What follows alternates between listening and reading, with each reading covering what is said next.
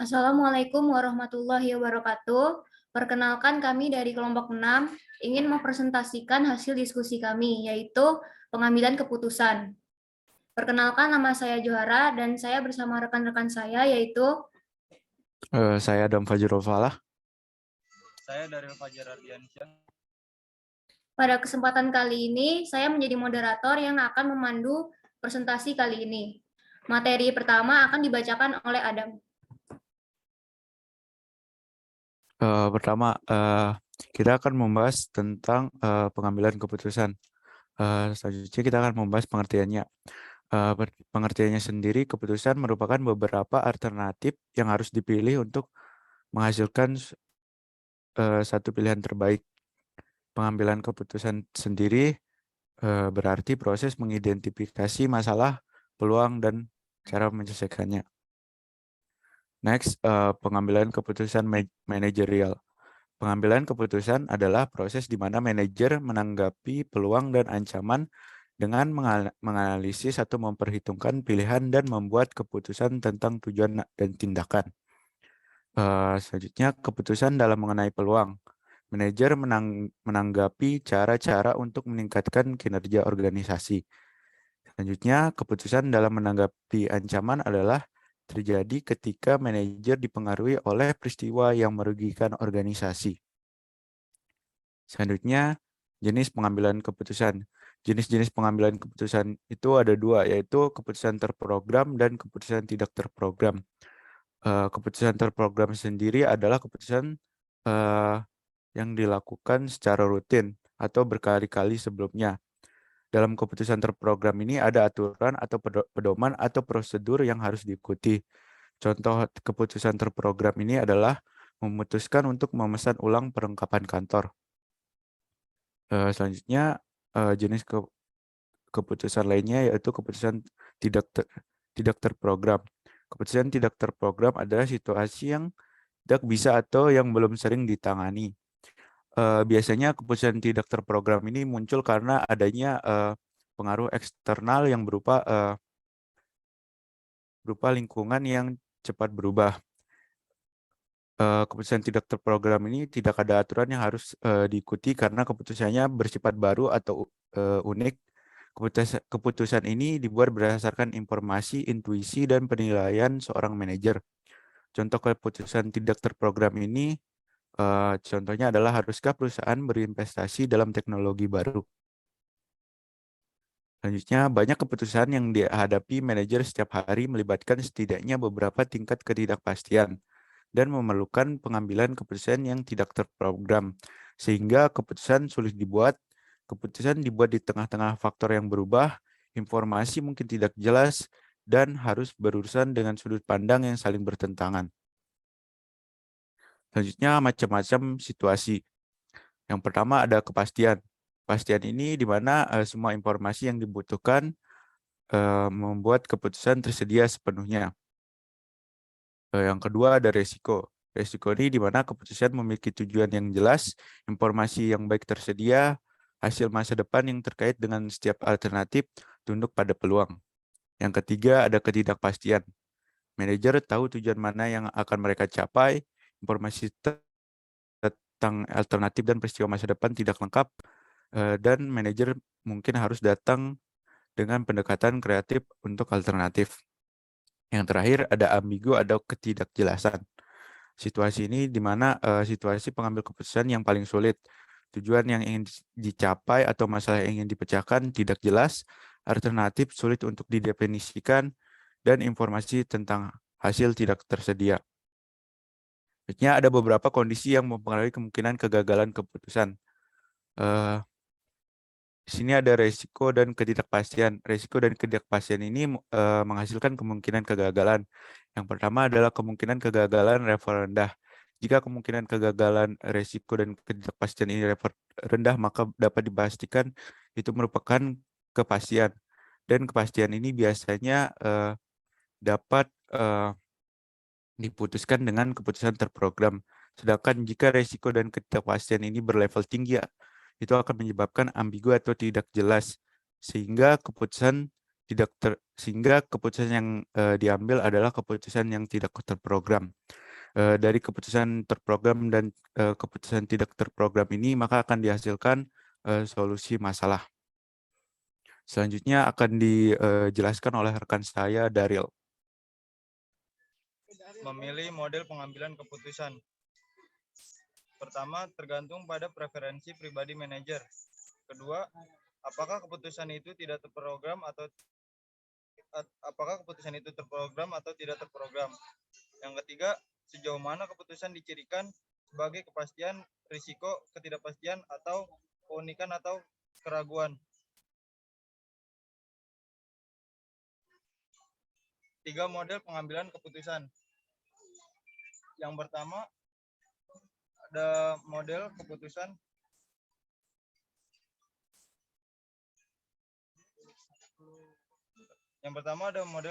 klasik. Yang kedua ada model keputusan administratif. Yang ketiga ada model keputusan politis atau inkremental.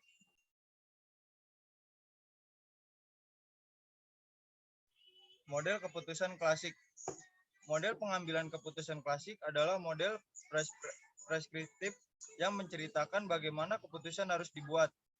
Mengasumsikan manajer memiliki akses ke semua informasi yang dibutuhkan untuk mencapai keputusan. Manajer kemudian dapat membuat keputusan yang optimal dengan mudah, membuat peringkat preferensi mereka sendiri di antara alternatif. Sayangnya, manajer seringkali tidak memiliki semua atau bahkan sebagian besar informasi yang dibutuhkan.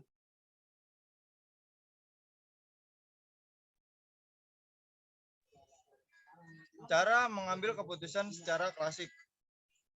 Yang pertama, buat daftar alternatif dan konsekuensi, yaitu mengasumsikan semua informasi tersedia untuk manajer. Yang kedua, beri peringkat setiap alternatif dari rendah ke tinggi, yaitu mengasumsikan manajer bisa memproses informasi. Yang ketiga, pilih yang terbaik alternatif, yaitu mengasumsikan manajer mengetahui arah masa depan terbaik organisasi. Yang kedua ada model administratif. Model pengambilan keputusan administratif atau administrative decision model menggambarkan bagaimana para manajer membuat keputusan pada kondisi sulit.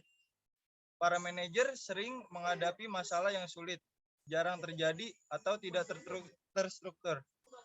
Tidak jarang juga para manajer tidak mampu membuat keputusan ekonomi secara rasional. Herbert Alexander Simon mengusulkan 2 konsep dalam pembentukan model administratif, antara lain rasional terbatas dan pemenuhan dan institusi. Itu isi, Bang. Rasional terbatas dan pemenuhan. Rasional terbatas, manajer mempunyai keterbatasan dalam mengambil keputusan yang rasional secara ekonomis. Pemenuhan pengambilan keputusan memilih solusi alternatif pertama yang memenuhi kriteria keputusan minimum. Yang kedua, institusi. Institusi adalah proses pengambilan keputusan yang dilakukan berdasarkan perasaan dan pengalaman yang telah terkumpul. Mengapa informasi tidak lengkap? Informasi bisa tidak lengkap karena yang pertama ada ketidakpastian dan risiko. Yang kedua, informasi yang ambigu atau tidak jelas. Dan yang ketiga, biasanya terjadi karena kendala waktu dan biaya informasi. Yang ketiga, ada model keputusan politis. Model keputusan politis, para manajer sering menghadapi masalah tidak terstruktur dan informasi sangat terbatas. Model ini digunakan dalam pengambilan keputusan tidak terprogram dan kondisi ketidakpastian. Keputusan yang dibuat para manajer dalam organisasi dengan tujuan yang berbeda, sehingga mereka diharuskan untuk mengambil suatu kesepakatan dalam berbagai informasi. Para manajer tersebut perlu membentuk koalisi untuk mencapai kesepakatan. Koalisi berarti pembentukan aliansi secara informal di antara para manajer untuk mencapai kesepakatan dalam pengambilan keputusan.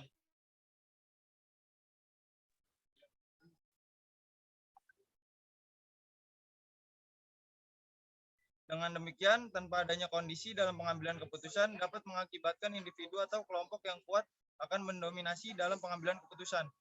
Model keputusan politis melibatkan banyak orang dalam pembentukan koalisi.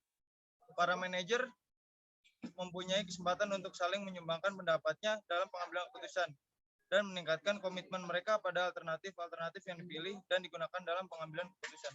Selanjutnya akan dilanjutkan oleh rekan saya.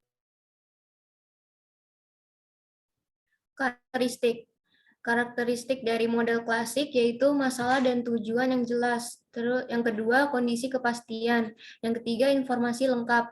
Yang keempat, alternatif dan hasilnya merupakan pilihan rasional oleh individu untuk memaksimalkan hasil. Karakteristik dari model administratif. Yang pertama, masalah dan tujuan yang tidak jelas. Yang kedua, kondisi ketidakpastian. Yang ketiga, informasi yang terbatas. Yang keempat, alternatif dan hasilnya merupakan pilihan yang memuaskan untuk menyelesaikan masalah dengan cara menggunakan intuisi. Yang ketiga, model politis. Yang pertama, tujuan yang bertentangan karena adanya perbedaan pendapat atau pluralistik. Yang kedua, kondisi ketidakpastian atau ambigu. Yang ketiga, sudut pandang yang tidak konsisten atau ambigu informasi. Yang keempat, tawar-menawar dan diskusi di antara anggota koalisi. Next. Langkah pengambilan keputusan dalam manajemen. Yang pertama, mengenali kebutuhan akan keputusan. Yang kedua, merumuskan masalah. Yang ketiga, mengembangkan dan mengevaluasi alternatif. Yang keempat, memilih alternatif yang tersedia. Yang kelima, menerapkan alternatif yang dipilih. Yang keenam, mempelajari dari umpan balik dan mengevaluasi keputusan. Yang pertama, mengenali kebutuhan akan keputusan, maksudnya yaitu manajer pertama-tama harus menyadari bahwa keputusan harus dibuat, dipicu oleh peristiwa seperti perubahan lingkungan. Yang kedua, menghasilkan alternatif, maksudnya itu manajer harus mengembangkan program alternatif yang layak dari tindakan. Jika alternatif yang baik terlewatkan, keputusan yang dihasilkan buruk. Sulit untuk mengembangkan alternatif kreatif, sehingga manajer perlu mencari ide-ide baru. Yang ketiga, evaluasi alternatif maksudnya menguraikan atau menjabarkan kelebihan dan kekurangan masing-masing alternatif. Manajer harus menentukan kriteria, kemudian mengevaluasi. Yang keempat, pilih salah satu alternatif. Maksudnya itu manajer memberikan peringkat alternatif dan memutuskan. Saat memberi peringkat, semua informasi perlu dipertimbangkan. Yang kelima, menerapkan alternatif yang dipilih, yaitu manajer harus melaksanakan alternatif. Seringkali keputusan dibuat dan tidak dilaksanakan. Yang keenam, belajar dari umpan balik. Maksudnya manajer harus mempertimbangkan apa yang benar dan salah dengan keputusan dan belajar untuk masa depan. Tanpa umpan balik, manajer tidak pernah belajar dari pengalaman dan membuat kesalahan yang sama. Sekian dari kelompok kami. Apakah ada yang ingin bertanya? Baik, terima kasih Johara, Adam, dan Daril yang sudah mempresentasikan materi hari ini. Ada yang sudah raise hand, ada Rachel Azkia. Silakan, mungkin Desma Nur juga sudah raise hand. Lalu kemudian dari siapa lagi nih yang akan memberikan pertanyaan untuk kelompok ke-6. Ada Vici Alfiana dan Najwa Alfiana. Sementara 5 dulu ya dengan Bella. Silakan masing-masing, mulai dari Rachel, silakan disampaikan pertanyaannya. Iya, perkenalkan nama saya Rael Atskia Zara. Izin bertanya, apa aja sih kesalahan yang biasanya terjadi pada saat pengambilan keputusan, terus menyebabkan keputusan itu jadi fatal? Makasih. Terima kasih, Rahel. Selanjutnya, Desma. Ya, perkenalkan nama saya Desma Nur Putri. Saya izin bertanya, gimana sih cara biar kita bisa menilai bahwa keputusan yang kita ambil itu keputusan yang baik atau berkualitas? Gitu aja. Terima kasih. Terima kasih, Desma. Selanjutnya, Bella. Assalamualaikum warahmatullahi wabarakatuh. Perkenalkan, nama saya Bella Nanti Candika dan ingin bertanya, jika seorang pemimpin akan menentukan keputusan, apakah sangat diperlukan seorang penasehat atau mentor untuk mempengaruhi keputusan tersebut dan bagaimana caranya? Terima kasih. Terima kasih Bella. Selanjutnya Fitri. Terima kasih kepada Johara telah memberikan kesempatan kepada saya untuk bertanya. Jadi pertanyaannya itu, di langkah pengambilan keputusan dalam manajemen tadi itu kan yang di kelima kalau nggak salah pilih salah satu alternatif. Nah, bagaimana sih cara seseorang mengambil atau menentukan keputusan yang alternatif pada saat semua memiliki ide yang cukup alternatif? Terima kasih. Terima kasih Fitri. Selanjutnya Nazwa. Izin bertanya, apakah ada perbedaan di antara keputusan yang salah dan keputusan yang buruk? Terus mengapa seorang manajer yang baik terkadang membuat keputusan yang salah atau buruk itu? Dan bagaimana seorang manajer meningkatkan skill mereka dalam membuat keputusan? Terima kasih. Terima kasih, semuanya ditampung dulu ya. Jawabannya. Oke. Boleh di stop share dulu PPT-nya. Ya, terima kasih. Untuk hari ini kita masuk dalam pembahasan di mana materinya adalah tentang pengambilan keputusan. Tapi sebenarnya ini adalah bagian dari proses perencanaan yang minggu terakhir sudah dibahas gitu ya. Pada prinsipnya kalau kita bicara dalam konteks planning, nanti kalau sudah siap mungkin setelah ini akan saya berikan kesempatan pada teman-teman untuk menjawab. Saya singgung kembali, saya review kembali tentang materi yang sebelumnya bahwa kalau kita bicara perencanaan tentunya memang ini menjadi tahapan yang penting karena pada prinsipnya sebuah organisasi itu akan melakukan segala sesuatu itu based on apa yang sudah direncanakan di awal. Jadi kalau kalian baca di sini, proses perencanaan itu kan salah satunya dimulai dengan analisis SWOT kemarin ya. Kita mulai dengan mengumpulkan informasi dari pihak eksternal, entah itu mungkin yang sifatnya adalah komponen-komponen yang ataupun aspek-aspek yang berpengaruh langsung maupun yang tidak langsung. Yang berpengaruh langsung itu diantaranya siapa? Pesaing. Kita mendapatkan informasi apa dengan pesaing? Kita tahu apa yang dilakukan oleh pesaing, bagaimana dia menetapkan harga, bagaimana dia memberikan pelayanan, lalu kemudian siapa segmen pasarnya, dan seterusnya, itu kita kumpulkan. Nah, ada kalanya informasi-informasi yang kita ingin kumpulkan dari pihak eksternal itu nggak kita dapat. Gitu. Sehingga ini yang nanti kita akan membawa kita pada posisi certainty, uncertainty, maupun ambigu, dan seterusnya. Jadi, pada saat kita mau mengawali proses perencanaan, kita sudah melakukan pengumpulan informasi melalui pihak-pihak eksternal maupun internal yang terlibat di dalam sebuah organisasi. Lalu kemudian 3 tahapan yang penting yang harus dirumuskan oleh seorang manajer atau orang-orang yang menduduki posisi sebagai manajemen perusahaan adalah jelas bahwa kita harus menentukan visi, misi, dan tujuan. Ketika visi, misi, dan tujuan ini sudah clear, maka biasanya mereka akan menyusun rumusan strateginya seperti apa atau bagaimana cara mereka menentukan kalau strategi itu kita bicara how to attain goals tadi. How itu ada cara yang banyak. Nah, disinilah sebenarnya pengambilan keputusan itu masuk. Gitu. Ada satu poin penting untuk bisa mengatakan kira-kira saya strateginya apa gitu. Jadi kalau tadi kita bahas tentang pengambilan keputusan dalam berbagai jenis, ada yang sifatnya terprogram, tidak terprogram gitu. Nah, kalau strategi formulation ini juga bagian dari pengambilan keputusan tentunya yang dihasilkan dari hasil analisis SWOT yang kemarin sudah dipelajari gitu. Kalian mengumpulkan informasi, lalu kemudian memilah, lalu menentukan, gitu kan, mana yang menjadi kekuatan, mana yang kemudian menjadi tantangan maupun ancaman, lalu kemudian juga menjadi kelemahan dan di posisi mungkin ada opportunity atau peluang. Nah, di strategi formulation kita harus menentukan ya, harus berfokus pada beberapa pilihan strategi gitu. Mungkin sedikit tentang strategi kemarin ada di sini. Ada yang disebut dengan fokusnya adalah core competence misalnya. Misalkan saya mau menentukan strategi perusahaannya punya kompetensi inti. Jadi saya tidak menggarap banyak bidang, tapi saya fokus pada satu bidang tertentu.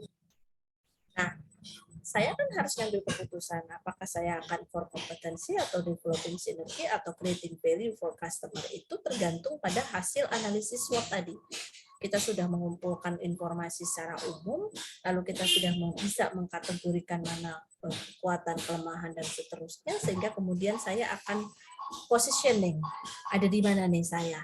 Dibandingkan siapa? Dibandingkan dengan pesaing tentunya. Lalu kemudian saya juga akan positioning. Bedanya apa saya dengan pesaing dalam hal melayani masyarakat, melayani segmen pasar yang saya tuju gitu. Sehingga dalam konteks ini kemudian nanti akan mengarahkan kita pada pemilihan strategi yang sesuai dengan sepak terjangnya atau sesuai dengan bidangnya masing-masing gitu. Nah, kalau kita lihat secara fokusnya, strategi itu kan memang ada 3 nih fokusnya ya.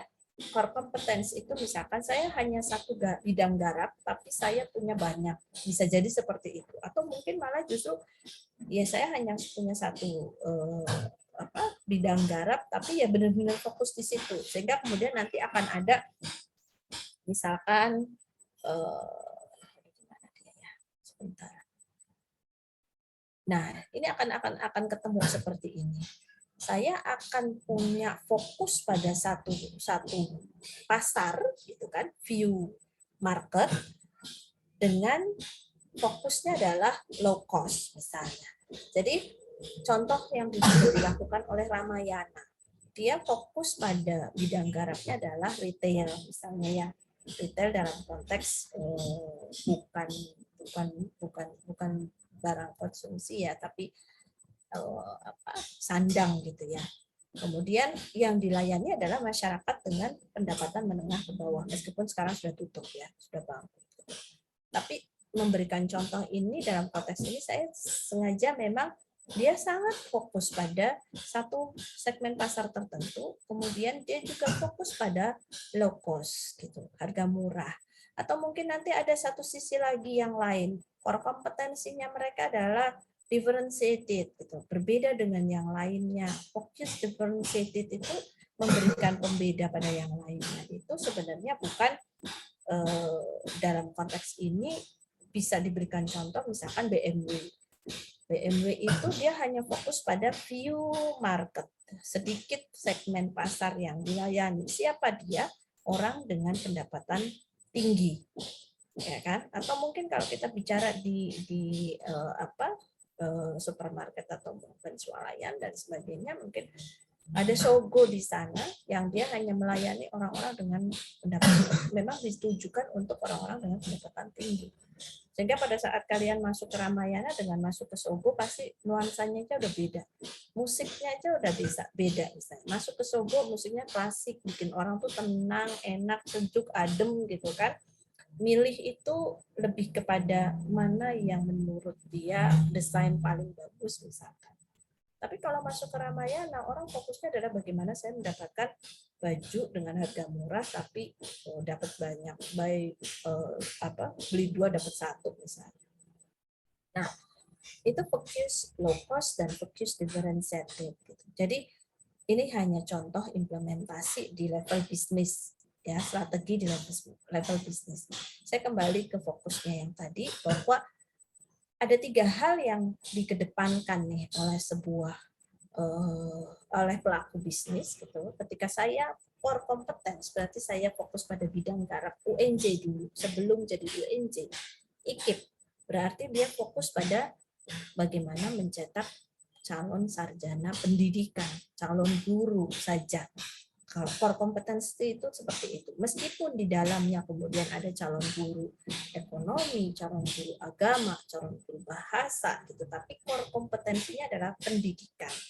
Lalu kemudian developing sinergi. Ada banyak pelaku bisnis yang dia punya bisnis beragam. Asumsinya ketika saya menjalankan bisnis dalam bidang yang berbeda-beda, saya akan saling subsidi silang. Gitu. Misalnya, kalau saya menjalankan kemudian muncul ini ya, mungkin saya kasih gambaran lagi, muncullah ini nih, ini adalah strategi real yang ada di masyarakat. Pelaku bisnis seringkali menjalankan portofolio strategi menggunakan matrik BCG, di mana ada bisnis yang memang punya growth rate-nya tinggi, yang dia digadang-gadang sebagai rapid growth and expansion. Jadi dia punya peluang untuk tumbuh terus, tumbuh makin besar, dan dia bisa melakukan ekspansi lebih luas lagi, gitu kan. Maka kemudian ada juga bisnis yang dijalankannya masih perlu dipertanyakan nih akan maju atau enggaknya gitu. Misalkan biasanya pelaku bisnis yang punya banyak bidang ini akan menyentuh misalkan yang sudah dilakukan oleh Bakri misalnya ya, ada education dia kerjakan, ada misalkan apalagi komunikasi pertelevisian dia juga punya gitu. Pasti kalau dia mapping, ada beberapa bisnis yang mungkin bisa dijadikan cash cows atau mesin uangnya mereka, sapi perahnya mereka, ya, di mana growth rate-nya low. Jadi kalau kita bicara growth ini, ya ukuran mungkin bisa jadi salah satu indikator mengukur growth seperti apa. Lalu kemudian market share-nya tinggi, tapi nggak terlalu butuh banyak inovasi misalnya. Mungkin kalau secara sederhana kayak kita misalkan jualan beras itu bisa jadi case cow. Semua orang Indonesia butuh makan dan asumsinya kalau orang Indonesia itu sudah makan kalau sudah makan nasi gitu kan. Jadi siapapun butuh itu gitu. Sehingga saya jualan beras ini berharap dia akan jadi mesin uangnya. Nah, ketika saya mendapatkan uang dari ini, perputaran modal saya lebih cepat gitu karena permintaannya besar, maka uang yang saya peroleh bisa dipakai untuk mensupport, menyuntik dana ke question mark salah satunya. Bisnis yang ada di question mark ini biasanya bisnis-bisnis yang new venture, bisnis-bisnis yang baru berdiri, cenderung beresiko, lalu kemudian juga punya potensi untuk menjadi besar. Salah satunya ada bisnis startup misalnya. Oke, kemudian dia butuh dana. Nah, disuntiklah dari cash cows. Kalau sudah disuntik dari cash cows, harapannya dia bisa berkembang menjadi stars. Nah, itu kalau kita bicara developing sinergi. Jadi bisnis yang saya jalankan nggak itu juga, tapi saya punya variasi yang beragam. Saya punya beberapa sektor yang saya garap sehingga kemudian mereka bisa saling subsidi silang. Ada kalanya mungkin salah satunya adalah bisnis yang relatif nggak laku nih, gitu. Sehingga kemudian perusahaan harus mengambil keputusan, ya udah deh, ini dijual aja atau no investment.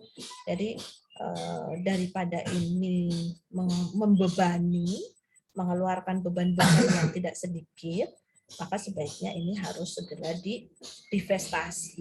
Divestasi itu orang-orang yang punya investasi mungkin akan menarik investasinya dari perusahaan ini, gitu kan, sehingga perusahaan kemudian dilakukan likuidasi, jual aset dan sebagainya. Nah, ini contoh untuk developing sinergi, bagaimana sebuah usaha bisa sustain ketika dia saling support, saling subsidi silang antar industri yang berbeda-beda. Tadi sudah saya sampaikan contoh, Bakri punya banyak bisnis yang dijalankan. Nah, kemudian ada juga yang fokusnya pada creating value for customers. Nah, kalau sudah bicara creating value for customers, biasanya dia sangat lekat dengan perubahan ya. Artinya dia harus inovatif nih. Karena dia mencoba memberikan added value, nilai-nilai tambah untuk customer. Mungkin kalau kita bicara sebuah misalkan dulu tuh ada retail ya, minimarket biasanya dibatasi dengan jam operasional. Lalu kemudian Circle K itu muncul dengan 24 jamnya. Circle K ini termasuk sebuah bisnis yang menawarkan added value untuk customer. Buat customer yang kesulitan beli sesuatu di malam hari, dia provide itu. Jadi creating value for customer biasanya dia fokus sama bagaimana memberikan kepraktisan pada customer-nya sehingga friendly gitu, bisa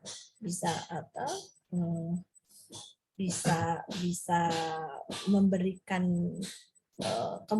kemudahan terutama pada saat customer itu menggunakan produk yang ditawarkannya atau bisa juga jasa.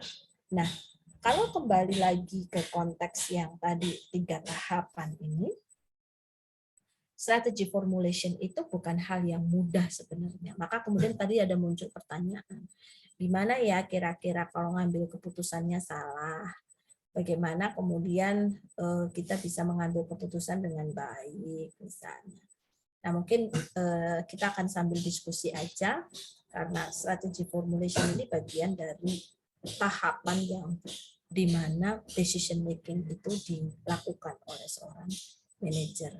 Lalu kemudian nanti dari hasil pengambilan keputusan itu dia akan alokasikan dalam bentuk program kerja.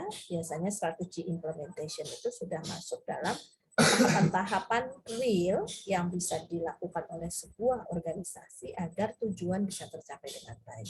Salah satunya adalah ketika dia menyusun program kerja tahunan, lalu kemudian di situ dia menentukan 5W1H-nya sehingga memudahkan secara teknis di lapangan untuk bisa mendukung pencapaian tujuan yang sudah ditetapkan di awal gitu ya.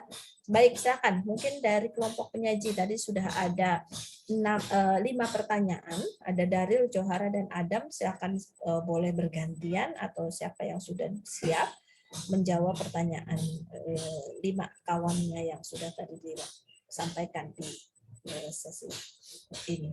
Silakan.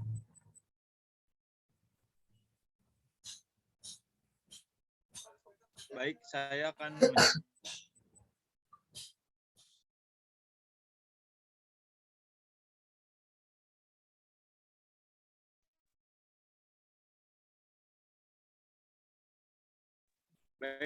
menjawab pertanyaan dari Rachel.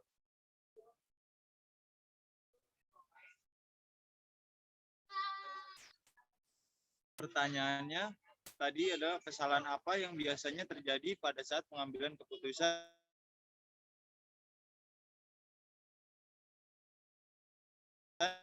Yang pertama, hal yang membuat keputusan menjadi fatal adalah yang pertama,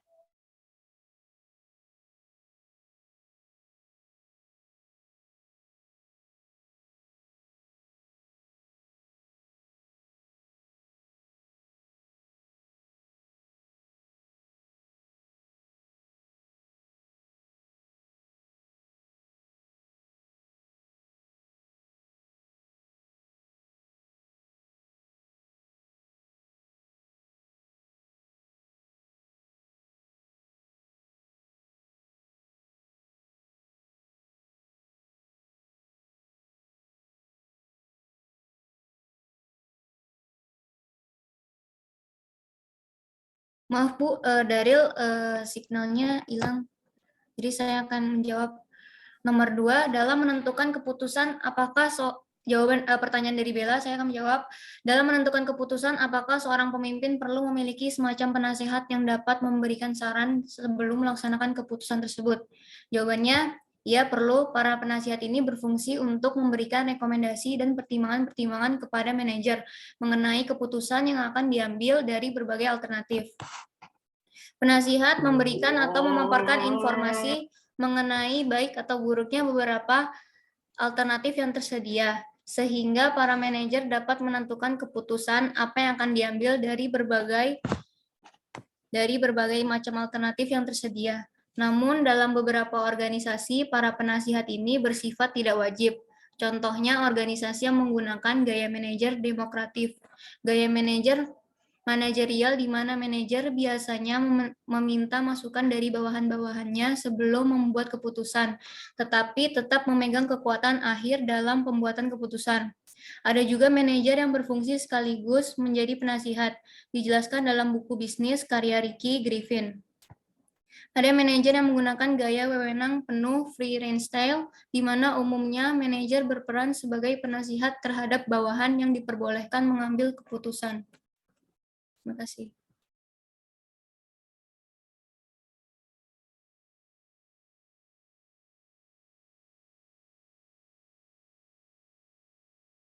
Oke, sebentar, saya share screen dulu. Tadi ada pertanyaan tentang apa, Jo? Tentang penasihat dalam mengambil keputusan. Perlunya ya. Oke, Ya. gini. Kalau kita bicara decision making itu kan memang ini begini ya. Kita recognize dulu. Kenapa sih kita harus ngambil keputusan gitu? Oh, ternyata ada masalah. Kita coba lihat dulu permasalahan, kenali dulu masalahnya gitu, sehingga kemudian dari situ kita mengumpulkan informasi gitu. Tadi Johara sudah menyampaikan dengan baik bahwa kadang ada pemimpin yang berarti kan kalau Johara bilang ada pemimpin gitu, artinya di saat kita ngambil keputusan, leader itu penting. Dan leadership itu juga menjadi satu poin yang menentukan proses pengambilan keputusan itu akan seperti apa. Karena di dalam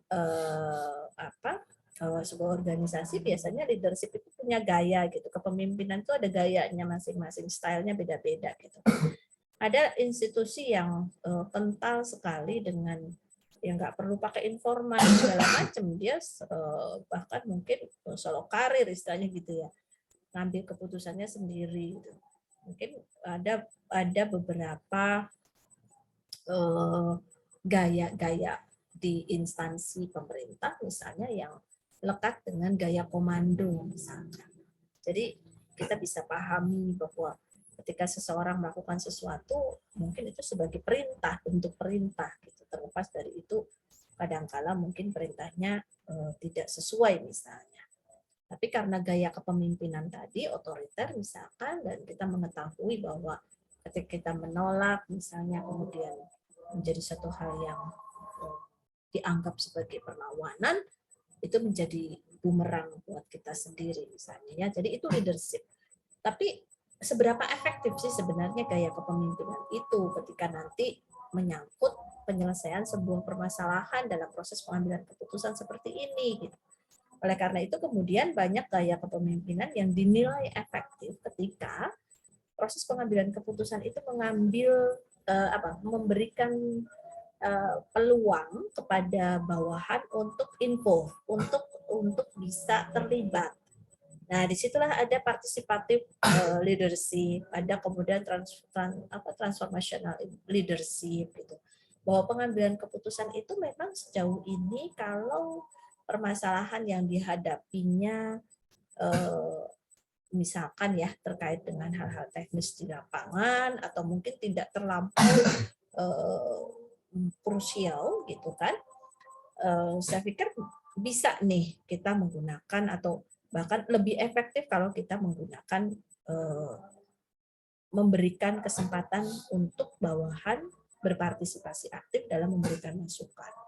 Sehingga informasi itu akan terkumpul banyak nih. Generate and assess alternatif itu berdasarkan informasi yang terkumpul, maka nanti akan kita coba cluster, kita akan coba kelompokkan. Kira-kira untuk mengatasi permasalahan seperti ini dengan kondisi keterbatasan kita, ada berapa alternatif ya yang akan kita bangun sebagai bentuk solusi dari permasalahan yang kita hadapi gitu.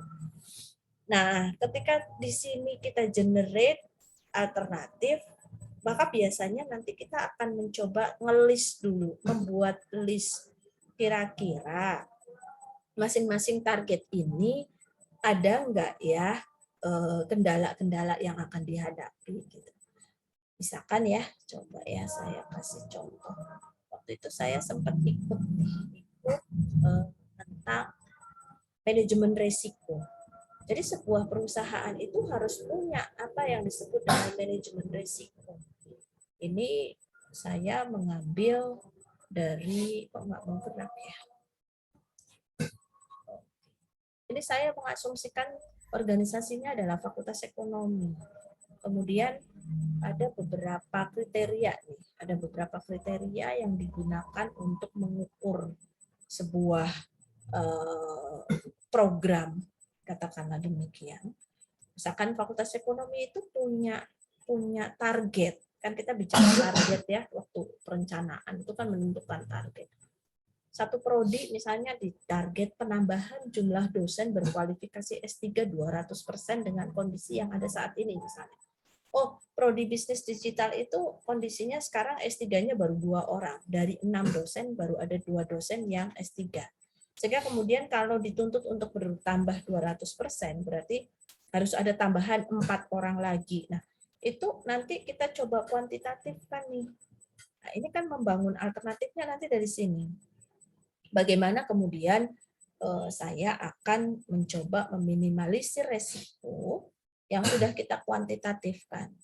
Jadi misalkan target ini kemungkinan tidak tercapainya berapa. Kalau dia kemungkinan tidak tercapainya misalkan sangat besar, maka akan kita coding sekian dengan perkiraan resiko yang akan ditanggung adalah sekian rupiah. Sama semua akan kita coba kuantitatifkan sampai dengan kemungkinan yang sangat kecil. Oh, kemungkinan kegagalannya sangat kecil, sehingga rupiah yang kita tanggung jadinya. Nah, itu yang saya sampaikan bahwa setiap alternatif yang muncul ketika akan mengambil keputusan, sebisa mungkin juga harus dikonversi ke dalam nilai rupiah yang akan kita tanggung ketika alternatif itu gagal. Ya, jadi tidak hanya sekedar normatif aja, tapi kita juga harus berpikir secara realistis bahwa oh ini kalau kita jalankan nih assess alternatif itu tadi, oh alternatif yang ini kalau kita jalankan sekian, tapi kalau kita nggak jalankan kita kehilangan opportunity cost-nya sekian. Nah, dari situlah kemudian akan kita pilih mana yang paling memungkinkan untuk kita ambil sebagai sebagai satu solusi untuk permasalahan yang tadi kita hadapi. Nah, dengan seperti ini harapannya kita bisa meminimalisir risiko. Saya pikir risiko itu nggak bisa dinolkan. Ya, yang harus kalian pahami adalah nggak ada risiko nol, nggak ada risk free.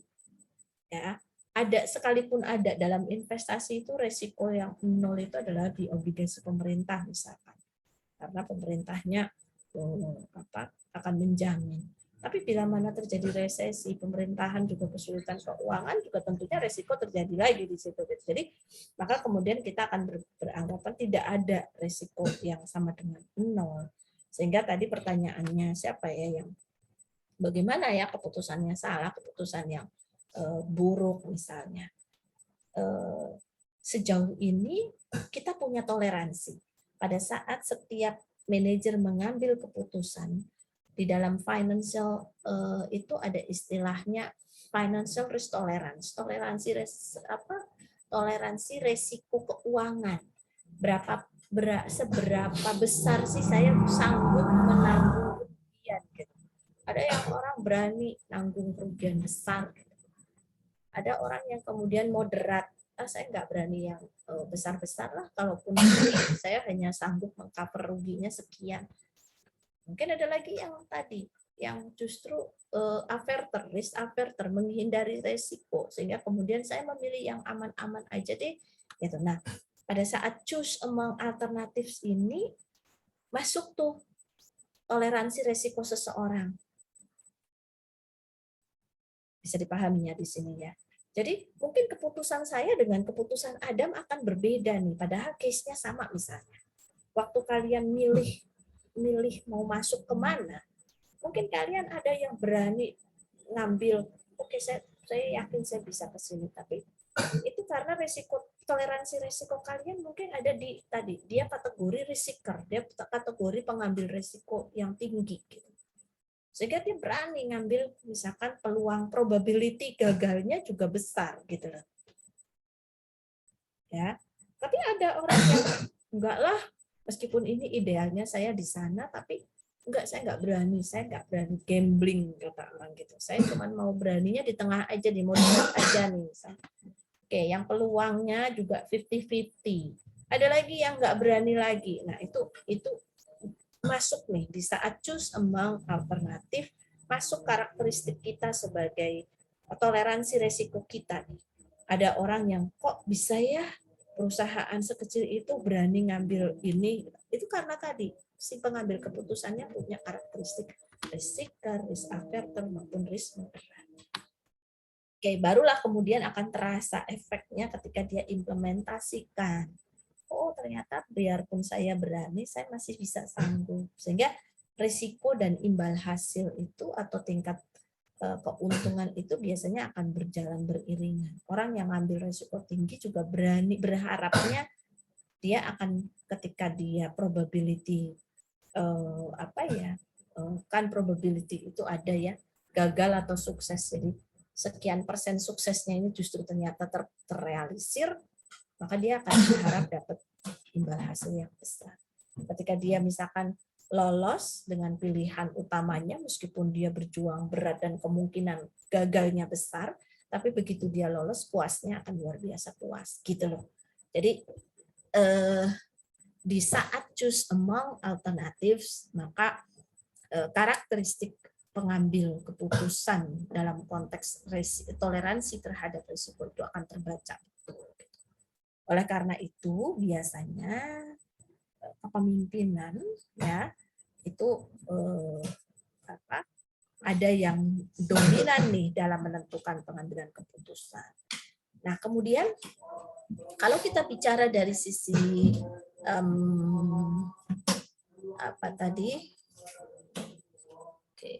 sebentar. Kalau mungkin saya sambung dengan proses pengambilan keputusan yang ada di dalam teori, ini juga sangat berpengaruh.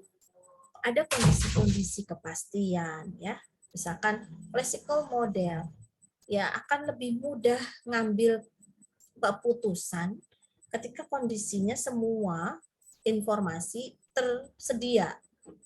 Ya, misalkan kalian mau ngambil pilihan perguruan tinggi, semua informasi tersedia, berapa daya tampung, berapa passing grade, berapa nilai UKT-nya, berapa biaya masuk pertama kali misalkan, lalu kemudian akan menjadi apa, jaminannya ke depan akan seperti apa, semua ada, maka kemudian kalian akan dengan mudah menentukan, oke, saya pilihan 1A, pilihan 2A, pilihan 3A, gitu. Artinya nggak ada pilihan lain kecuali A. Kenapa? Karena kalian punya informasi lengkap. Sehingga tadi kalian dengan mudah akan bisa menganalisis. Gitu loh.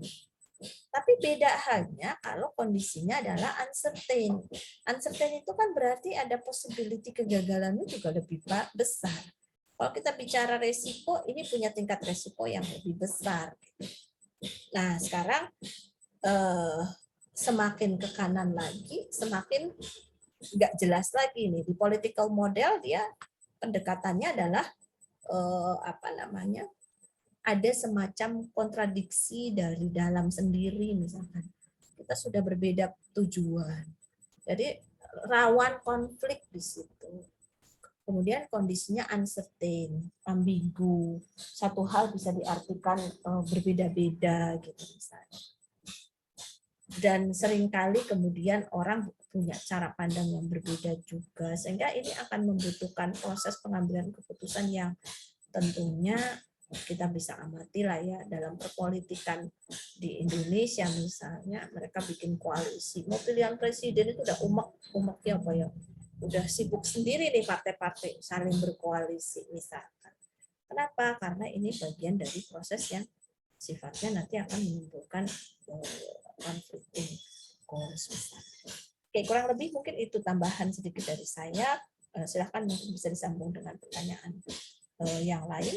Masih ada 4 atau 3 pertanyaan tadi. 4 ya. Tadi Daril belum selesai menjelaskan pertanyaan dari Rahel. Oke, maaf sebelumnya tadi ada kendala.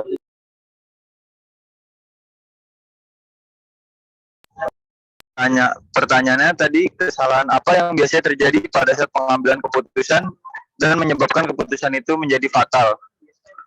Jawabannya, hal-hal yang membuat keputusan tersebut menjadi fatal. Pertama, terlalu terburu-buru atau tergesa-gesa seperti menginginkan solusi gitu, tapi dengan proses yang instan atau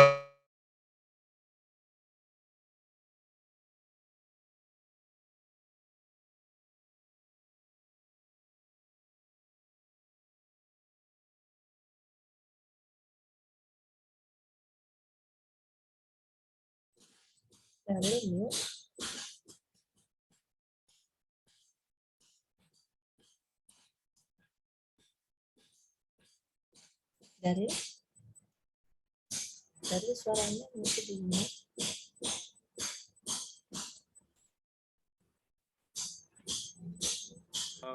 Kemudian maaf tadi yang kedua, terlalu banyak orang yang terlibat. Yang ketiga, tidak memikirkan suatu resiko dalam pengambilan tersebut, dalam pengambilan keputusan tersebut, atau kayak misal dia nggak memikirkan kira-kira apa dampak positif negatif saat mengambil keputusan tersebut, atau tidak pikir panjang. Ya, sekian itu jawaban saya. Oke, ini pertanyaannya Rahel. Rahel ada tanggapan dulu, Rahel? Enggak ada, Bu. Makasih jawabannya. Baik, terima kasih untuk Rahel dan Daril yang sudah menjawab pertanyaannya tadi. Mungkin secara umum iya ya, karena pengambilan keputusan itu memang harus ada pertimbangan. Maka tidak bisa dilakukan dengan terburu-buru. Artinya kita perlu waktu untuk mengumpulkan informasi. Lalu mungkin kalau informasi itu tidak kita peroleh atau tidak tersedia, setidaknya kita bisa mencari mungkin akar penyebabnya gitu kan, sehingga kemudian dengan bisa menganalisis tadi ya tahapan-tahapan yang tadi sudah disampaikan, ada 6 atau 7 tahap tadi, 6 ya kalau nggak salah, 6 tahap tadi itu harus dilalui gitu. Dan memang terlalu banyak orang yang terlibat pun juga menjadi satu ada plus minusnya gitu. Contoh gini, kalau kita bicara tentang penurunan permintaan pada sebuah organisasi, kemudian itu melibatkan bagian tertentu nih biasanya ya. Salah satunya yang pasti akan ditanya adalah marketing dulu. Gimana nih kok bisa turun gitu? Oh iya, penjualannya turun karena ini. Nah, kemudian kan biasanya kita akan ada bounded rationality, kita akan melibatkan orang lain, kita akan mengumpulkan informasi dari pihak lain. Salah satunya mungkin orang marketing ini akan coba survei ke pasar. Gitu. Kenapa ya kok turun? Apakah kemudian ada faktor penyebabnya? Kita cari dulu akar penyebabnya, mereka survei. Gitu. Oh ternyata daya beli masyarakat turun. Berbeda dengan kasus di tempat lain yang mungkin jawabannya adalah, oh ternyata produk yang saya tawarkan sudah nggak sesuai selera. Pasarnya udah nggak menginginkan model itu gitu. Nah kan berarti penyelesaiannya berbeda. Untuk yang permasalahannya adalah karena daya beli turun, berarti saya harus gandeng pihak ini nih R&D, pihak production untuk create, atau mungkin R&D juga bisa, lalu kemudian di finance, di production kita ngumpul. Maka di situ ada task force. Ya, biasanya kan kita bersinergi, tukar pikiran. Kira-kira Inovasi apa yang bisa dilakukan untuk bisa mendongkrak penjualan kembali? Karena ini penyebabnya adalah turunnya daya beli masyarakat. Gitu. Tapi untuk kasus yang satunya lagi sama-sama permintaan menurun, tapi karena mereka penyebabnya ternyata bergeser seleranya. Nah, kumpul lagi kan sama timnya, R&D, keuangan, production, marketing, ngumpul mereka cari solusi. Tapi pada prinsipnya ini dibutuhkan gitu. Tidak hanya bisa diputuskan oleh marketing saja, tapi saya harus bersinergi. Saya harus membentuk sebuah tim task force untuk menyelesaikan permasalahan tadi, dan yang relevan adalah 4 bidang tadi. Sehingga kemudian inovasinya diarahkan pada penciptaan produk baru yang nanti akan memenuhi selera pasar yang sudah bergeser. Kalau yang pertama karena daya beli mungkin kita cukup mengubah ukuran, melakukan efisiensi, atau melakukan mencari alternatif bahan yang lebih murah misalnya, tapi kualitasnya tetap dijaga misalkan, sehingga kemudian itu akan lebih terjangkau oleh masyarakat. Nah, itu kan perbedaannya ya. Nah, pengambilan keputusan yang salah atau yang kemudian tidak menjawab permasalahan yang terjadi mungkin disebabkan karena kita tidak mengenali masalah dengan baik. Sama-sama turun, kemudian disamaratakan. Ya udah, pokoknya kita melakukan inovasinya, bikin inovasi produk baru deh. Gitu. Padahal ternyata bukan itu permasalahannya. Justru dengan kita meluncurkan produk baru, ternyata kok beda ya sama yang kemarin ya, ini kayaknya agak gimana misalkan. Bukan itu persoalannya. Persoalannya mereka butuh sesuatu yang lebih murah tapi kualitasnya sama. Oke, kita perkecil ukurannya, kita diperingkas ininya misalkan. Jadi itu ketika kita tidak mengenali masalah, maka biasanya kita akan salah dalam mengambil keputusan. Itu mungkin ya yang bisa ditambahkan juga. Nah, silakan mungkin bisa sambung lagi sama pertanyaan teman-teman yang lain. Ada Desma. Desma tadi sudah ya? Atau siapa? Belum ya? Desma, Fitri, dan Nazwa. Yang sudah dijawab kalau nggak salah dari Bella ya. Jo. Tadi Johara yang jawab. Silakan, Adam mau jawab? Pertanyaan siapa, Adam? Oke, baik Bu. Saya akan jawab pertanyaan dari Najwa. Pertanyaan perbedaan antara wrong decision dan bad decision. Terus kenapa manajer membuat keputusan yang salah dan cara meningkatkan skill dalam pengambilan keputusan. Jadi menurut saya keputusan yang salah dan keputusan yang buruk itu tidak memiliki perbedaan karena hal ini akan berpengaruh negatif pada suatu organisasi atau perusahaan. Apabila ambiguitas atau ketidakpastian dan konflik tidak dapat diamati dengan serius, maka bisa-bisa pengambil keputusan atau manajer membuat keputusan yang salah. Ada beberapa faktor yang menyebabkan lahirnya keputusan yang salah. Di antaranya yang pertama, perhatian pada masalah yang salah. Para pengambil keputusan tidak serius dalam mengidentifikasi masalah lalu cepat-cepat mengambil langkah tanpa suatu petunjuk yang jelas. Yang kedua, tidak memberikan kesempatan peran serta. Pengambil keputusan yang menolak peran serta pihak lain yang memiliki perspektif dan informasi terkait dengan masalah akan berdampak buruk bagi suatu organisasi. Peran serta dari pihak-pihak yang terkait dapat membantu membuat keputusan karena memberikan informasi dan perspektif yang berbeda, sehingga dapat membuka banyak jalan dalam membuat keputusan. Yang ketiga, sering terganggu oleh desakan pihak-pihak lain, seperti kalangan vested interest atau pihak yang memiliki kepentingan pribadi. Yang keempat, pengambil keputusan atau manajer memaksakan diri karena desakan waktu dan stres. Keputusan yang salah ini dapat diatasi dengan memperbanyak pengalaman. Dengan adanya pengalaman, intuisi yang baik, belajar dari kesalahan, juga saran-saran dari sekitar, maka seorang manajer dapat meningkatkan keterampilannya dalam membuat keputusan, sehingga dapat membuat keputusan yang tepat. Itu saja jawaban dari saya. Mungkin ada tanggapan dari Najwa. Baik, terima kasih jawabannya. Oke, sama-sama Najwa. Tadi Adam sudah menyampaikan salah satunya pengalaman ya, berarti memang tidak bisa kita pungkiri gitu.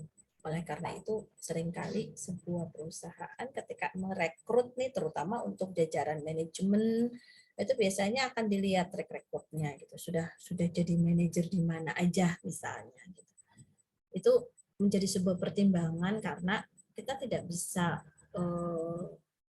hanya berdiri dari sudut pandang rasionalitas saja, tapi kadang-kadang kita juga harus menggunakan intuisi berdasarkan pengalaman masa lalu. Biasanya seperti apa nih kita ngambil keputusannya. Tentunya untuk hal-hal yang mungkin sifatnya berulang ya, kasus-kasus yang berulang. Tapi kalau kasus-kasus yang spesifik, biasanya kita butuh kajian yang lebih dalam untuk tadi memahami dulu sebenarnya persoalannya ada di mana gitu. Karena kalau kita tidak memahami seperti yang tadi disampaikan oleh Adam juga, maka orang kemudian akan mengambil keputusannya bisa jadi malah justru nggak menjawab solusinya. Ya kayak kalian kalau ngisi UTS aja lah gitu. Ditanya soalnya apa gitu, tapi karena nggak bisa memahami soal, akhirnya kan jawabnya kemana-mana gitu. Nah, itu keputusan yang salah. Saya pikir ada bedanya ya, Dan. Kalau keputusan yang buruk itu sebenarnya udah sedikit menjawab gitu, tapi tidak totally benar atau tidak totally efektif kalau kita bicara persentase penyelesaian masalah gitu, misalkan ya. Di saat kami di fakultas misalnya, kita itu ditarget katakanlah demikian, kemudian kita harus publikasi. Nah kan fakultas harus mengambil keputusan, kira-kira program apa ya yang memudahkan dosen untuk bisa cepat nih publikasinya gitu. Oke, kita bikin program namanya One Lecture One Scopus. Nah rupanya dengan One Lecture One Scopus yang ditargetkan oleh Fakultas Ekonomi, ini adalah keputusan yang sebenarnya sudah sangat bagus gitu. Karena kemudian itu tercapai nih 75% dosen sudah bisa publikasi gitu. Tapi ada juga yang kemudian ketika kita membangun sebuah program kerja ternyata ketercapaian atau keberhasilannya cuma 20% ke bawah. Nah, itu keputusan yang buruk, itu bisa kita analogikan dalam capaiannya nanti gitu. Tetap bisa menjawab tapi tidak totally benar, tidak totally optimal gitu loh. Kalau salah itu ya nggak menjawab sama sekali gitu. Jadi karena kita tidak memahami dengan baik persoalannya, ternyata malah kita pakai obatnya salah gitu. Jadi malah justru menimbulkan resiko yang lain misalnya. Nah, sama halnya ketika misalkan terjadi pada saat krisis moneter. Bank ya, saya selalu memberikan contoh untuk itu. Di perbankan waktu 9798 bisa saja sebenarnya menyelamatkan bank itu dengan cara likuidasi, ya udah bubar gitu. Tapi kalau itu yang dilakukan, itu keputusannya bisa jadi salah nantinya. Kenapa? Kalau kita tutup begitu saja bank-bank yang kolaps, ini nanti berpengaruh nih, bikin resiko yang lain. Masyarakat jadi nggak percaya sama pemerintah. Gimana mereka mau naruh uang gitu loh. Itu keputusan yang salah kalau dilikuidasi. Tapi ketika kemudian mereka menganalisis, mengumpulkan informasi, dampaknya seperti apa kalau saya ambil plan A, tapi kalau kemudian saya ambil plan B bagaimana? Nah, ambillah kemudian merger. Gitu ya. Sebelum merger lah ada satu alternatif lagi sebenarnya untuk nyelamatin bank itu, disuntik sama Bank Indonesia dana, namanya Bank Bantuan Likuiditas Bank Indonesia. Nah, keputusan buruk itu terjadi ketika pemerintah nyelamatin Bank Senturi. Kenapa itu keputusan buruk? Karena ternyata dia nggak tahu, maksudnya pemerintah mungkin tidak mengantisipasi munculnya resiko di mana sama Bank Senturi uang itu dikucurkannya ke perusahaan-perusahaan pribadinya. Ya nggak selesai juga, nggak selamat, nggak sehat juga gitu. Padahal awalnya pemerintah mau nyelamatin dengan cara suntik dengan bantuan likuiditas Bank Indonesia. Tapi keputusan yang tepat dilakukan saat krisis, ada 5 bank kolaps, kemudian keputusannya merger. Nah, di situ terlihat sekali kinerja dari hasil merger perbankan yang kolaps tadi menjadi Bank Mandiri, ternyata kinerjanya makin bagus. Itu. Jadi kita punya 3 tadi ya. Ada yang keputusan salah dalam satu kondisi, misalkan contoh yang real adalah ketika misalkan kita bicara perbankan, ya udah tutup aja, habis itu ternyata malah masyarakat nggak percaya, makin terjadi chaos misalnya. Tapi bisa jadi kemudian keputusannya buruk, udah niat baik, nyuntik dengan bantuan likuiditas Bank Indonesia malah diselewengin. Nah, itu keputusan yang buruk. Kenapa? Karena pemerintah tidak mengantisipasi moralitas dari si pemilik banknya sendiri seperti apa. Jadi kajiannya akan menjadi sangat luas ketika pengambilan keputusan itu menyangkut masyarakat secara luas. Tapi mungkin akan menjadi lebih sederhana kalau skopnya adalah perusahaan, unit bisnis yang lebih kecil gitu ya.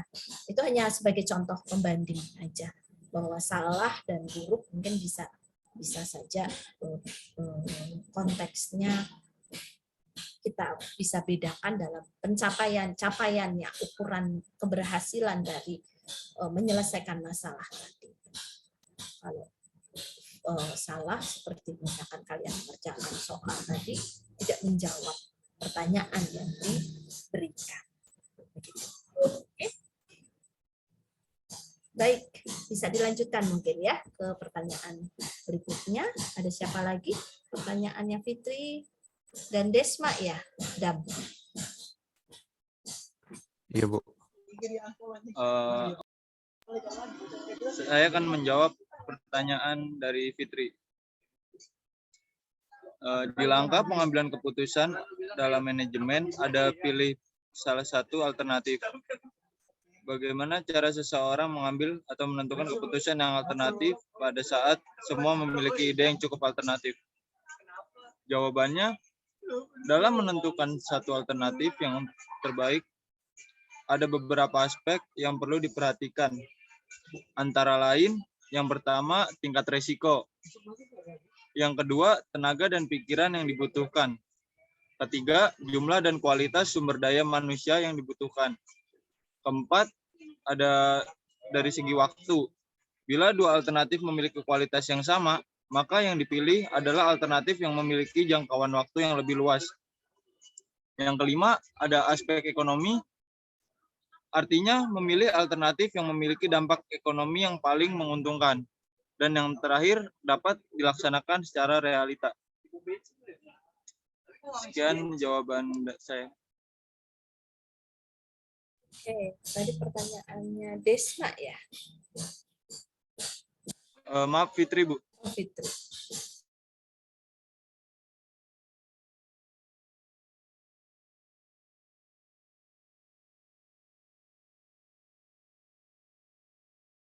Adam dan Johara ada tambahan? Untuk pertanyaannya Fitri? Cukup ya. Baik, saya lanjut ke pertanyaan berikutnya ya. Berarti ya, ada satu lagi pertanyaan. Siapa yang mau jawab? Untuk pertanyaan Desma, saya akan menjawabnya, Bu.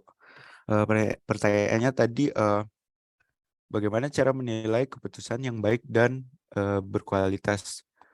Jadi keputusan yang baik dan berkualitas itu dapat dilihat dari kesesuaiannya dengan tujuan dan sasaran yang akan dicapai.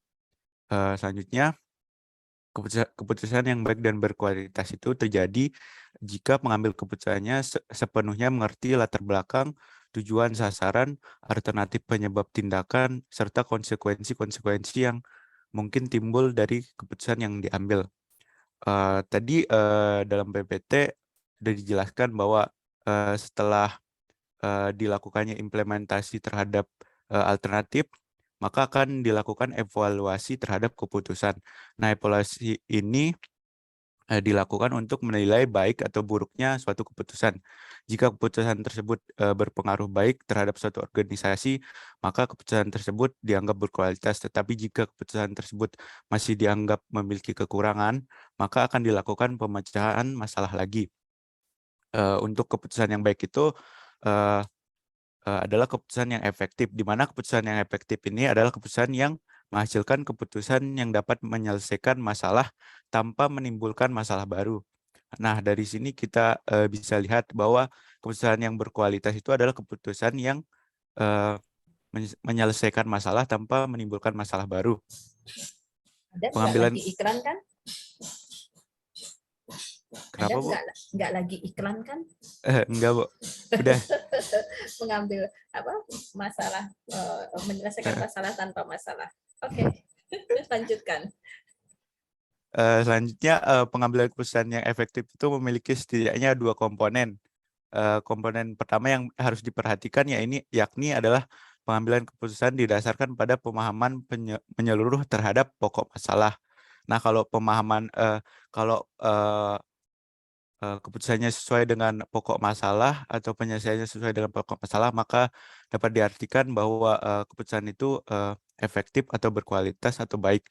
Selanjutnya yang kedua, keputusan yang dihasilkan dapat dilaksanakan untuk menghasilkan tindakan nyata yang memberikan dampak pada penyelesaian masalah. Sekian dari jawaban saya. Mungkin dari Desma ada tanggapan? Ya, sudah cukup menjawab. Terima kasih kelompok 6. Terima kasih, Desma. Terima kasih juga untuk Adam. Pada prinsipnya kalau kita bicara sebuah proses dalam organisasi, pengambilan keputusan yang tidak optimal itu seringkali terjadi, pasti akan terjadi. Tapi kan setiap kali pengambilan keputusan dilakukan, biasanya akan dilakukan juga evaluasi setelahnya. Nah, proses evaluasi ini punya peran penting untuk melihat sejauh mana efektivitas dari pengambilan keputusan yang sudah dilakukan sebelumnya. Gitu. Makanya tadi saya sampaikan bahwa biasanya tuh organisasi akan memiliki manajemen risiko. Setiap program-program yang sudah diputuskan, kemudian mereka akan ukur bagaimana probability kegagalannya. Lalu salah satu hal yang menjadi poin penting adalah hasil evaluasi ini akan dijadikan dasar untuk mengambil tindak lanjut.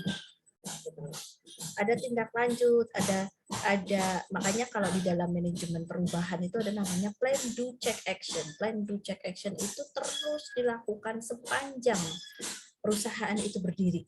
Jadi kita nggak boleh berhenti untuk terus melakukan evaluasi atas apa yang sudah kita lakukan sebelumnya.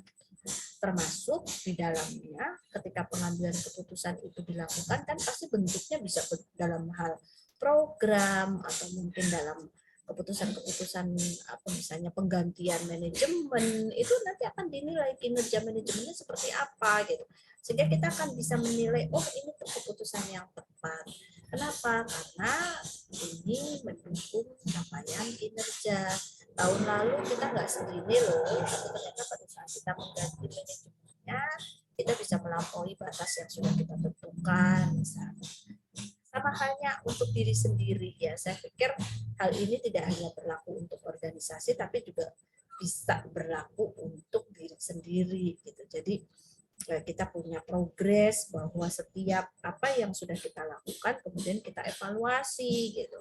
Pentingnya evaluasi adalah untuk mengambil tindak lanjut yang harus dilakukan berikutnya sebagai bentuk tindakan koreksi atas apa yang sudah kita lakukan sebelumnya gitu. Karena kita nggak mungkin sekali loncat langsung 100%, enggak. Pasti ada kendala sana sini gitu.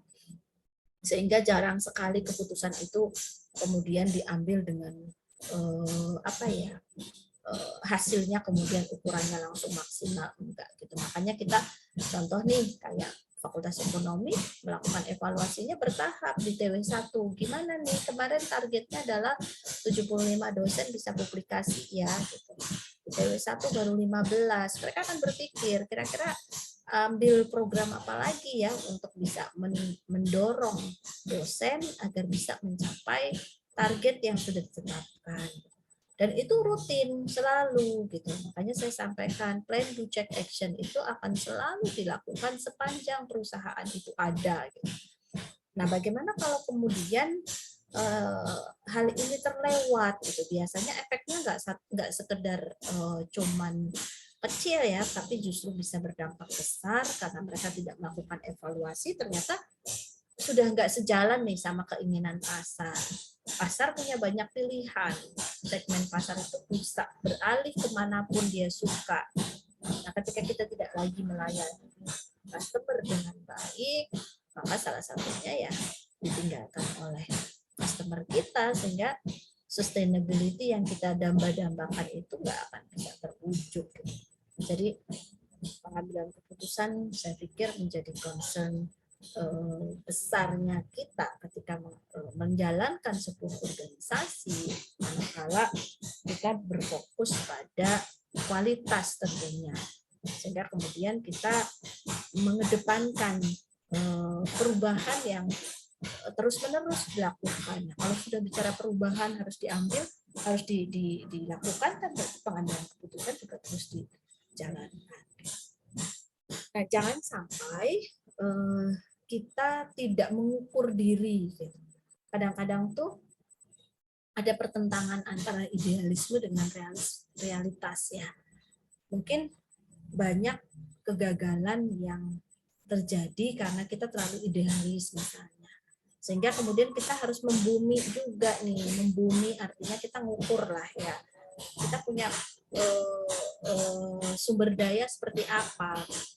Kalau kita hanya mengejar target capaian dengan target yang muluk, tapi kita tidak mengukur sumber daya manusia, sumber daya yang lainnya yang kita miliki, gitu, tidak kita ukur, ya kemungkinan ataupun possibility untuk gagalnya tadi akan menjadi besar. Sehingga kalau dalam tabel saya tadi, oh mungkin ini masuk kategori risiko yang sangat tinggi, gitu. Risiko kegagalan sangat tinggi.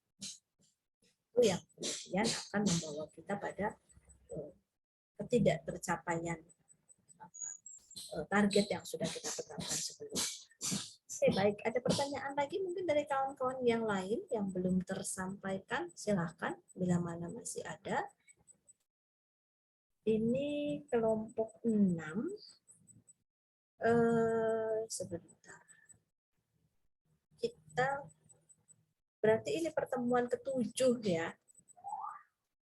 Minggu depan kita UTS nih. UTS, kita luring aja ya. Soalnya biasanya saya kalau UTS itu esai. Jadi satu hal yang mungkin kalian perlu belajar sudah di saat kalian duduk di bangku kuliah itu, bagaimana kemampuan kalian menyampaikan pendapat yang salah satunya adalah berkomunikasi secara verbal dalam bentuk tulisan. Kalau verbal itu kan ada verbal tulisan, ada verbal written atau spoken. Spoken ya, sekarang saya sudah mengamati bagaimana kalian bisa menyampaikan pendapat dan seterusnya. Ada mungkin yang bahkan belum pernah bertanya sama sekali. Nah, besok saya akan melihat dari sisi tulisan gitu. Ketika saat tadi saya tanya apa, jangan sampai kemudian keputusannya salah ya. Dan ditanya apa, jawabnya apa gitu kan. Kalau Adam tadi menyampaikan salah dan buruk, itu tipis bedanya. Buruk, mungkin kalian masih dapat nilai gitu. Tapi ya saya sih nggak berharap kalian menjawab sesuatu yang tidak menjawab soal tidak menjawab, yang tidak menjawab malah justru gitu. Jadi silahkan, nanti biasanya saya lebih ke case-case kecil gitu ya. Kayak misalkan tadi saya sampaikan ada satu kasus perusahaan itu permintaannya turun, bagaimana nih kalian sikapinya, tentunya dengan dikaitkan secara keilmuan, ada dasarnya dari buku, dari presentasi ini kalian punya pengetahuan tentang tahap-tahap pengambilan keputusan, misalkan harus satu kenali dulu bagaimana sih mengenali itu seperti apa sih. Nah itu ya saya berharap kalian bisa menjelaskan dengan versi kalian ketika ditanya, tapi juga tidak keluar dari jalur keilmuan. Secara teori ada tahapannya, ada 5 tahap gitu dijelaskan di situ, tapi bisa dengan menggunakan penjelasan bahasa kalian masing-masing. Jangan dihafal. Kalau misalkan saya bertanya, bagaimana menurut kalian manajemen, yang nggak usah dihafal. Menurut kalian itu manajemen sesuai dengan pendapat dari beberapa ahli, kalian boleh merangkum itu dalam satu pendapat kalian tentang manajemen. Si A, si B, si C, ada planning, organizing, execution, controlling, tapi mungkin ada yang mengatakan directive. Silahkan. Selama tidak saya minta menurut Adam Smith misalnya, atau selama saya tidak meminta ahli tertentu, berarti kalian tidak perlu sama persis jawabannya, kan gitu. Jadi belajar mencoba menyusun memahami konsep yang ditanyakan dengan versi kalian sendiri. Sejauh ini ada pemahaman-pemahaman keyword-keyword yang sama. Misalkan kalau kita bicara manajemen pasti akan keluar tuh ada planningnya.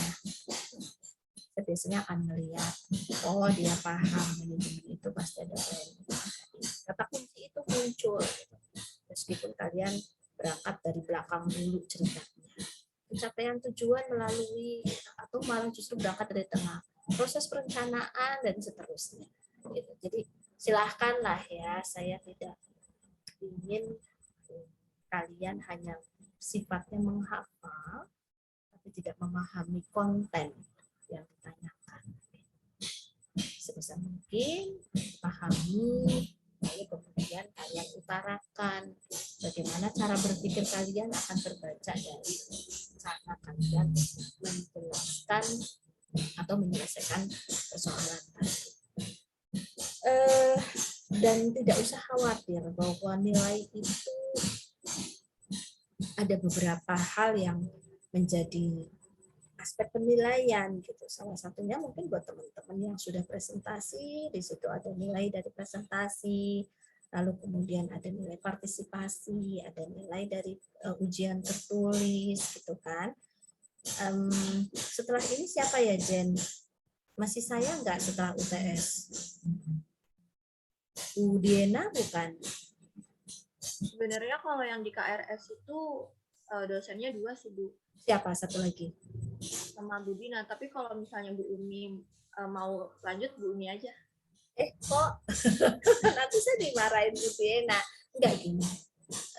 Mungkin saya akan ini udah ngajarin yang di BID bahasa Inggris bisnis. Jadi maksudnya? Iya, Bu Dinanya udah di bahasa Inggris bisnis, emangnya boleh 2 gitu. Kan itu memanjakannya beliau. Cuman maksud saya gini, mungkin kalian sudah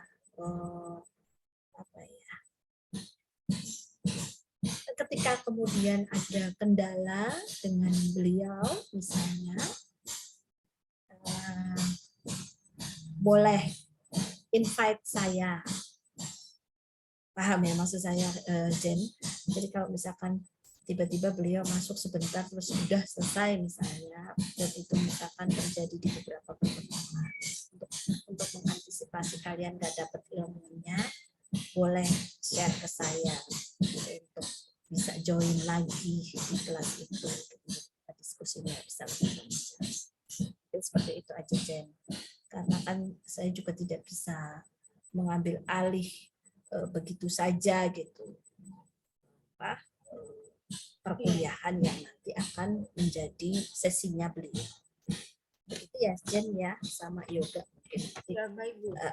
Jadi komunikasikan saja dengan saya manakala terjadi kendala gitu, karena memang ada beberapa hal yang kami coba untuk atasi gitu ya.